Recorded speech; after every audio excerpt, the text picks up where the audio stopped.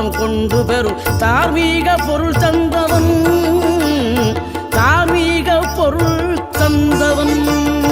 ஆறுபடை வீடும் அருள் வழங்கும் முருகா அருகே நீ ஓடோடிவா. மூவிரண்டு முகம் ஜொலிக்க 2 கரங்களுடன் ஆதர